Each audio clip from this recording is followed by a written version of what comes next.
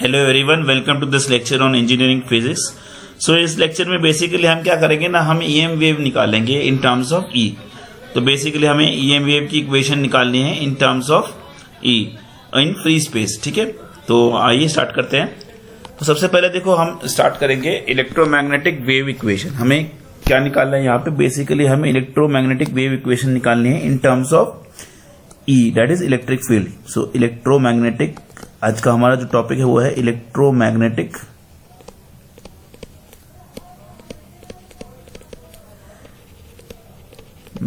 Wave equation in terms of E,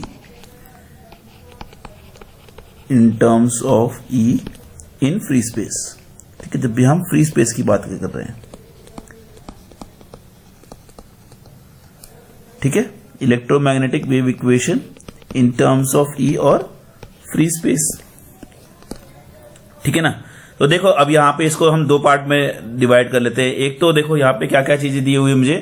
first of all free space है, तो यानी कि मैक्सवेल की जितनी भी फ्री स्पेस की इक्वेशंस है वो लगेंगी, जो हमने पिछले क्लासेस में देखा था। दूसरा क्या है कि वेव इक्वेशन कहीं ना कहीं लगेगी। तो पहले तो मैं क्या करता हूं ना, पहले मैं वेव इक्वेशन और फ्री स्पेस की इक्वेशंस को लिख लेता हूं। तो देखो, वेव इक्वेशन अगर आपको याद हो तो वेव इक्वेशन क्या होती है, gradient square psi plus gradient square जाई is equal to 1 by v square डाउ स्क्वायर जाई बाय डाउ टी स्क्वायर। ठीक है, ये इक्वेशन होती है आपकी वेव इक्वेशन। ठीक है, अब मुझे इस ऐसी इक्वेशन लानी है इन टर्म्स ऑफ ई लानी है, यानी कि यहां पे क्या आना चाहिए, जाई की जगह पे आपको देखो, ये जो यहां पे जाई है ना, जाई, इसकी जगह पे आपको ई लेके आना है। ठीक है, और 1 बाय वी स्क्वायर की कोई वैल्यू आएगी, वो आप देखेंगे अभी। अब फ्री स्पेस क्या होता है, अब अगर आपको याद नहीं हो तो हम फिर से एक बार याद दिला देते हैं। फ्री स्पेस मतलब क्या होता है, कंडक्शन करंट जो होता है वो जीरो होता है, यानी कंडक्शन करंट जे जो होगा वो जीरो हो जाएगा, और नेट चार्ज जो होता है वो जीरो होता है। तो इसका मतलब रो वॉल्यूम चार्ज कितना हो जाएगा, जीरो हो जाएगा। तो मैक्सवेल की क्या इक्वेशन बन जाएंगी, divergence of D is equal to rho होता था, लेकिन रो क्या है यहाँ पे, जीरो है, तो वो जीरो हो जाएगा। अगली इक्वेशन क्या थी, divergence of B is equal to zero, है ना। अगली इक्वेशन क्या थी, curl of E is equal to minus dB by d t. ठीक है, minus dB by d t. And the last equation was curl of H is equal to J zero हो गया, तो यहां पे क्या आ जाएगा, डाउ डी बाय डाउ टी। ठीक है, अब देखो सिंपल सा कॉन्सेप्ट है, एकदम सिंपल है। आपको वेव इक्वेशन लेके आनी है, और किसके टर्म्स में लानी, ई के टर्म्स में लानी। तो अगला स्टेप्स मेरा क्या रहेगा कि मुझे किसके टर्म्स में लानी, ई के टर्म्स में लानी है। अब देखो इन सारी इक्वेशंस को अच्छे से देखो, किस टर्म में ई दिखाई दे रहा है आपको, इसमें ई है। तो सबसे पहले मैं क्या करूंगा, I will take Maxwell's equation number 3। तो I will write down the Maxwell equation number 3। तो you can write down from equation 3 of Maxwell,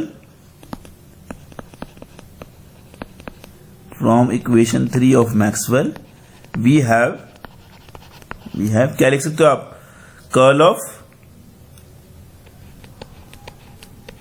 curl of E is equal to minus dow B by डाउ t. ठीक है, simple. अब देखो आपको क्या करना है, आपको देखो लेफ्ट साइड में क्या लाना है, डाइवर्जेंस का स्क्वायर लेके आना है। तो क्या कर सकते हो, देखो या तो यहाँ पे आप कर्ल लगाओ या फिर डाइवर्जेंस लगाओ। देखो डाइवर्जेंस लगाओगे तो डाइवर्जेंस ऑफ कर्ल क्या हो जाएगा, जीरो हो जाएगा, लेकिन मुझे लेफ्ट साइड में जीरो नहीं चाहिए, मुझे डाइवर्जेंस का स्क्वायर चाहिए। तो इसलिए मैं क्या करूंगा, दोनों साइड में I will take the curl.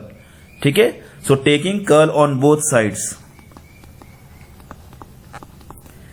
Taking curl on both sides we have दोनों तरफ कर्ल लो, क्या आएगा आपका, कर्ल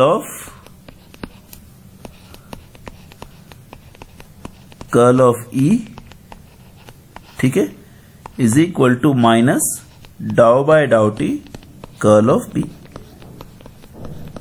सिंपल है ना।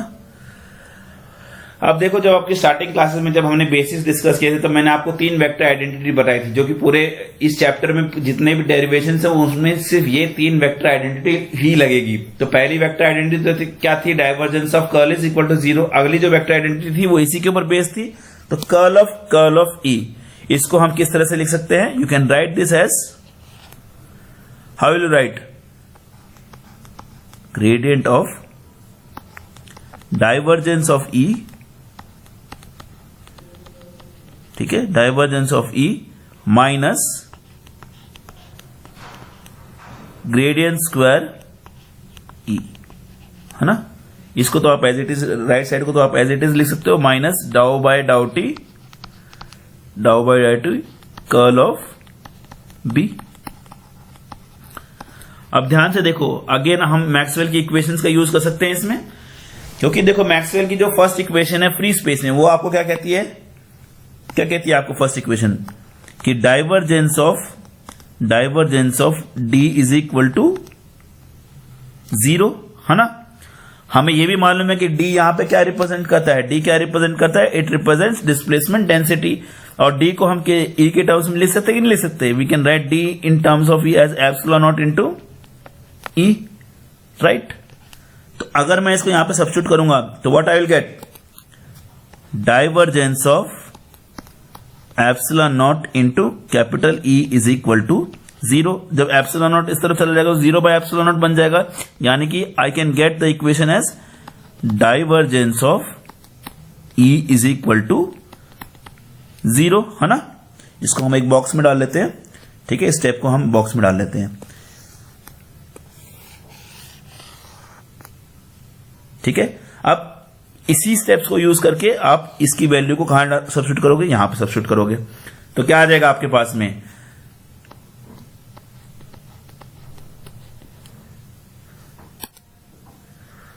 Gradient of 0 minus grad square E is equal to minus dow by डाउ t into curl of B, है ना। तो किसी भी चीज को आप 0 से मल्टीप्लाई करोगे तो क्या होगा, वो चीज 0 हो जाएगी। इसका मतलब ये जो मेरी पूरी वैल्यू है that will be equal to 0 now, है ना। तो अब मेरे पास में नई इक्वेशन क्या आ जाएगी, minus of gradient square E, ठीक है, is equal to minus dow over dow t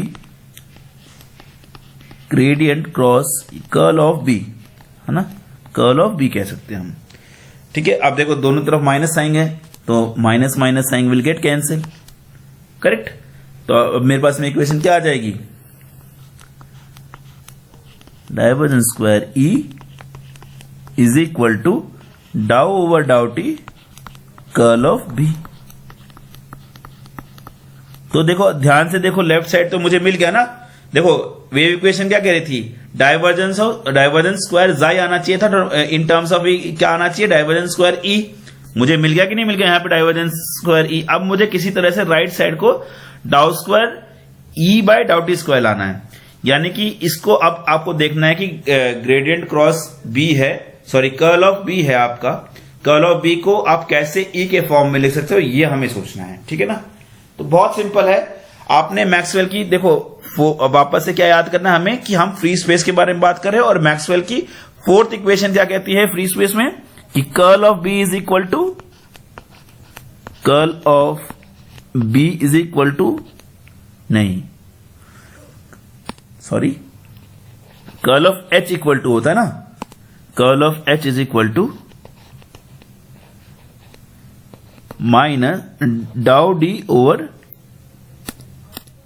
curl of H is equal to क्या होता है आपका, डाउ डी ओवर डाउ टी, है ना, ये होता है। अब इसको मैं ई के फॉर्म्स में कैसे लिख सकता हूं, curl of H is equal to, अभी अभी हमने देखा था displacement density is equal to epsilon not into E, तो एप्सिलॉन नॉट बाहर आ सकता है,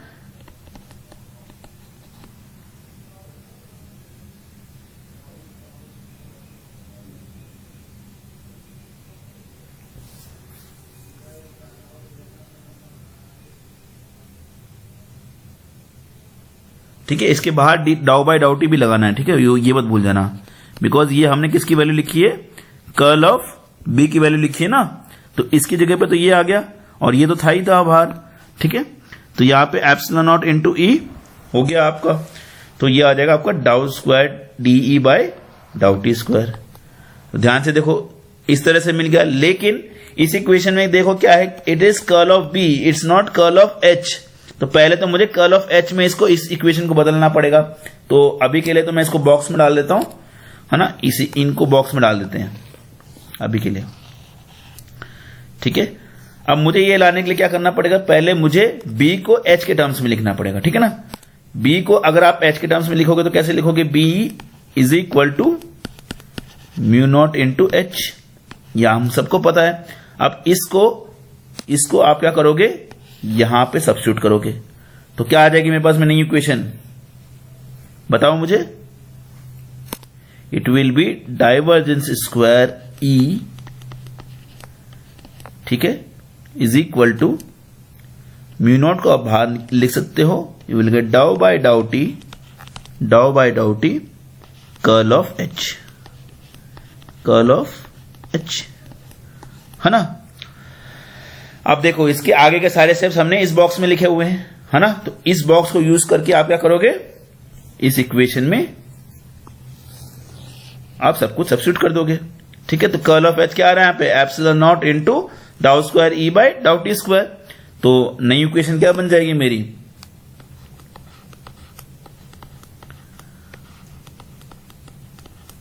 is equal to mu not into epsilon not into डाउ स्क्वायर ई बाय डाउ टी स्क्वायर, ठीक है ना। देखो अब देखो, इसको कंपेयर कर सकते हैं कि नहीं कर सकते हम इसको इक्वेशन के साथ में।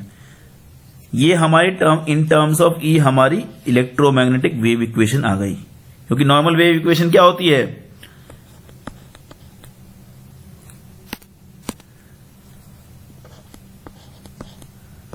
ना, is equal to 1 by v square into डाउ स्क्वायर जाए बाय डाउ टी स्क्वायर, ठीक है ना।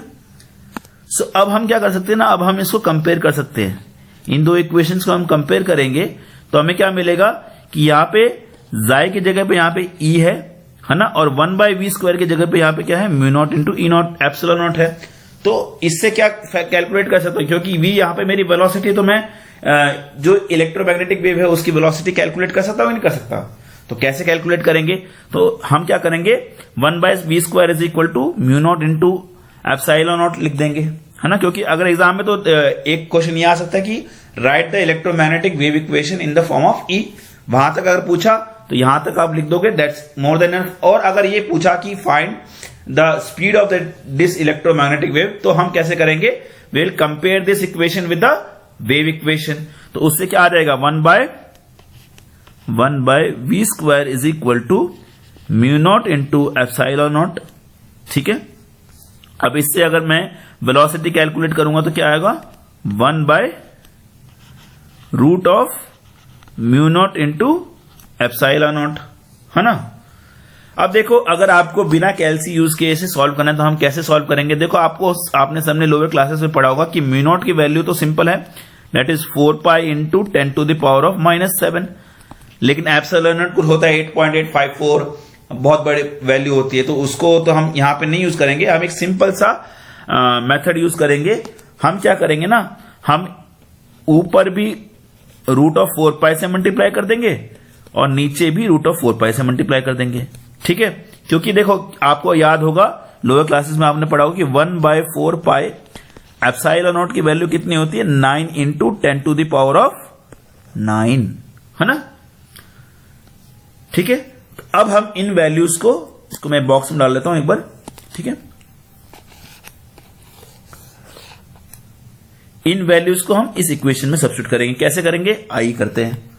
तो v इज इक्वल टू क्या आ जाएगा आपके पास में, root of 4 pi divided by root of 4 pi into epsilon not into root of mu nought, है ना। म्यू नॉट आपको पता है क्या है, 4 pi into 10 to power minus 7, तो यहां पे म्यू नॉट की वैल्यू डाल दो, तो what will get, b is equal to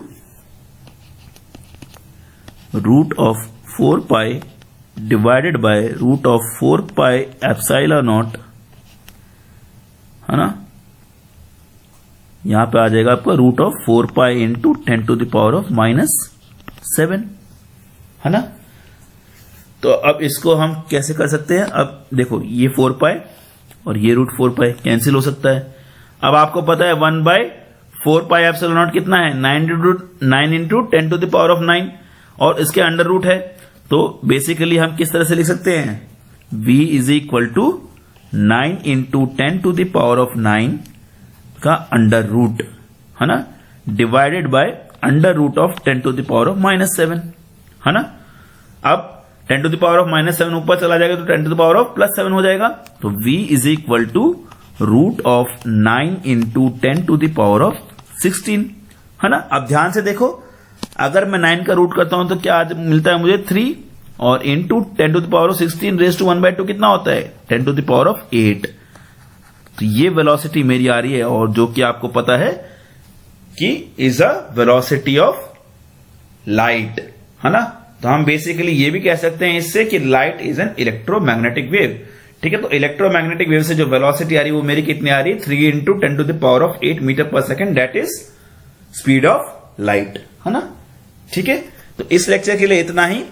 आगे हमें h के फॉर्म में, अगले लेक्चर में हम इसको h के फॉर्म में भी डिराइव करेंगे। सेम स्टेप्स हमें फॉलो करने हैं, ओनली डिफरेंस इज कि वहां पे मुझे कौन सी इक्वेशन लेनी होगी, 4th वाली इक्वेशन लेनी होगी। तो आइए चलिए जो इस लेक्चर में हमने किया उसको एक बार पूरी तरह से फिर से रिवाइज कर लेते हैं।